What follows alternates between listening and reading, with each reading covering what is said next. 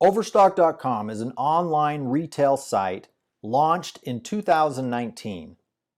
The company enjoyed some success early, but really hit its stride in its second decade. In 2017, Overstock employed about 2,000 workers in the US, China, and Ireland, grossing just under $1.85 billion in revenue. In that same year, the firm ran a digital marketing campaign that used social media in a unique way.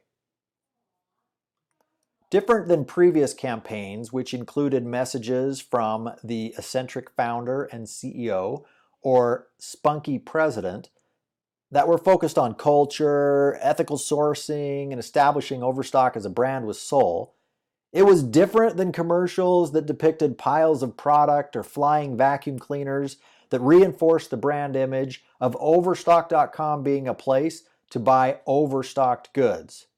The goal for the 2017 campaign was to tackle a current brand misconception that was self-created. A shift in branding without jeopardizing any momentum from past success. So breaking from its tradition of low budget and in-house marketing, Overstock hired Ocean Media to communicate a re-imaged brand. They needed customers to forget this, the online outlet store, and only see this, a clean, crisp online marketplace for shopping, designer furniture, rugs, and decor. Now let's take a step back. The company name was derived from its business model, which was based on buying overstock and liquidated products in bulk and extending the savings to customers as cheap deals through the emerging medium of internet commerce. It's no coincidence that the brand image quickly became established as standing for cheap prices on closeouts and liquidated goods. Over the years, however, the company had changed. Through affiliates and partnering with manufacturing companies, Overstock has become an online marketplace where less than 2% of the products on the site come from liquidated or overstocked sources. The brand image is holding the company back. The company had achieved competitive advantage in fulfillment and sourcing capabilities, as well as operated an award-winning website beating out larger long-term rivals, including Amazon, eBay, and Walmart.com. With near bottomless funding, however, newcomer Wayfair was eating Overstock's lunch, evident in shareholder perception as well as in marketing performance.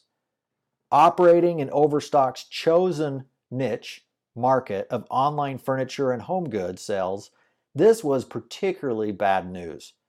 It looked like Overstock's future might be directly tied to its brand image. Overstock was somewhat proficient in running performance ad campaigns, meticulously tweaking the ROI of each marketing dollar spent. In addition to running marketing focused on performance with goals such as driving traffic to the website and increasing sales in the high-margin furniture and home goods product category, Overstock now needed to re-educate customers, telling them that Overstock meant great deals on products and chip away at the brand misconception. Now, traditionally, marketers have thought of brand and performance campaigns as being mutually exclusive. You're either trying to raise brand awareness or you're trying to sell a product and generate immediate revenue, but never both. Today, the digital era has blurred that once clear line. Brands with dual goals running a multi-purpose campaign can yield a win-win. For Overstock, the 2017 campaign resulted in a 3x return on ad spend compared to its other campaigns. So here's how it went down. They first ensured that the campaign goals were clearly laid out. Communicate that Overstock refers to its prices, not the quality of the goods it sells. Maintain the revenue, growth momentum, despite razor-thin margins, and make every dollar count. The campaign used a somewhat humorous and playful approach to show that names can be deceiving. 4 30-second videos were created and used in tandem on YouTube, Facebook, as well as TV and personalized online search ads to increase exposure and surface area. In one ad, a passenger is teased by an airline agent because of his name. In another, a man fails to impress a woman at a party after she hears him introduce himself with a very unconventional name. Each video then continues with a host walking through beautifully arranged and decorated rooms, explaining that being judged on your name is tough, and that overstock means overstock prices, not overstocked goods. All 4 videos were aired on national TV channels, frequently watched by brands' targeted customer, women between 30 and 60 with discretionary income. With over 7,000 national airings, the spots yielded an average of 88% positive sentiment and 7.9 out of 10 engagement score. As impressive as this was, the power came not from the TV spots, but from the use of these videos on social media. Overstock's heavily used search ads, which seek to drive traffic to the brand's landing pages after the potential customer has expressed an interest in what the brand sells. If someone is browsing online and searches for a sofa, the company can serve up a relevant ad featuring sofas.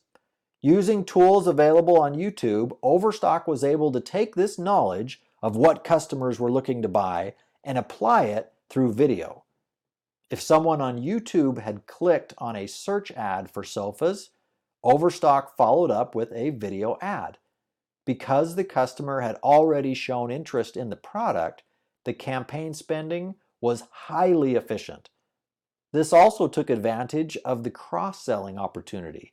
For instance, that same customer who was in the market for a sofa would have seen chairs and living room furniture as well. This also communicated that what they were looking for could be found on the online marketplace, Overstock.com. Overstock used TrueView for Action, which is a direct response call to action feature placed underneath the ad in YouTube that told people to shop now or save big. When viewers clicked, they were taken directly to the Overstock.com website. View of the creatives on YouTube were significantly higher than any previous video produced by the firm. Customers both saw and shared the ads. The combination of search ad and YouTube video worked. The direct response video campaigns resulted in an amazing 80% increase in the conversion rate compared to other campaigns. In addition, it yielded a 3x return above previous campaigns on ad spend. The question regarding the brand being reimaged remains unanswered, and the success of the campaign may have been short-lived. Online, the brand still carries a significant amount of association with liquidation and overstocked goods. The message apparently has not been received by all. The company still looks to be defined by terms like closeout, liquidation, and overstock. The overall digital presence is still quite low compared to its competitors, and the company revenue, which peaked mid-2017, is now going in the opposite direction. Still, a lot can be learned from the campaign. For instance, leveraging own assets can increase the spread of a brand's message. YouTube and search ads complement each other, and they help to drive traffic to the site as designed. If a friend told you about the video, going directly to Overstock.com, however, did not give you any way to find it. There was no return trip to Overstock's page on YouTube. Although YouTube and Facebook was used, the brand's presence on Twitter, LinkedIn, and Instagram was not leveraged at all in the campaign. For a campaign born in the digital realm, you would figure these platforms would be their playground. Getting your ads in front of the right audience is important and will take testing. Overstock does not have the budget to blast its message on deaf ears and uninterested eyes. By combining search ads and video, the firm was able to both promote top categories and push its brand message to a very specific target audience. Lastly, be relatable. By sharing a somewhat frustrating reality in a humorous way, Overstock went beyond seeking high performance. The work to communicate the brand image continues, but the 2017 campaign indicates that it can be done.